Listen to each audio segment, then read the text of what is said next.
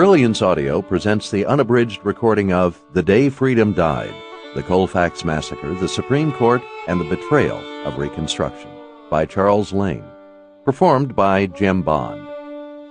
For my family, Catty, David, Nina, and Johanna. In law, what plea so tainted and corrupt, but being seasoned with a gracious voice obscures the show of evil? William Shakespeare. The law cannot be enforced when everyone is an offender. Chinese proverb. Author's note. Terms such as Negro and colored, as well as mulatto, are used throughout most of this book. I understand that these words are obsolete and that readers may find them repellent. No offense is intended. Rather, I employed them because I could see no alternative. Practically all Americans, regardless of their race or their views about race, employed them during the period covered by this narrative. They pervaded the speech and writing of the times. I felt it would have been anachronistic and, in a sense, untrue to the story to use the preferable modern term African American. Prologue.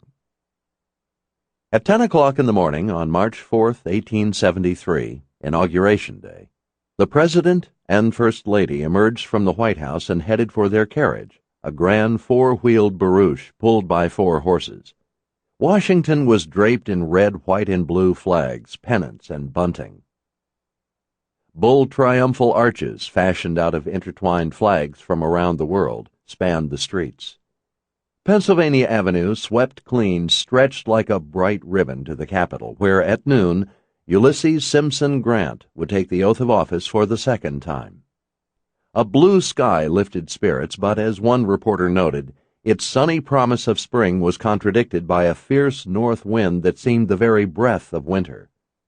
The gale roared at 40 miles per hour, making 4 degrees above zero, the official temperature at dawn, feel like 30 below. Grant and his wife, Julia Dent Grant, pressed together on the leather bench of the open barouche as more than 200 West Point cadets marched ahead of them in cloth dress-gray uniforms. One of the shivering young men collapsed and had to be rushed indoors. Thousands had journeyed to Washington from out of town. The hotels were sold out even after filling their hallways and lobbies with extra beds. The visitors, not a few of whom employed whiskey against the cold, waited all along the avenue to salute the Civil War hero they had re-elected the previous November. Sample complete. Ready to continue?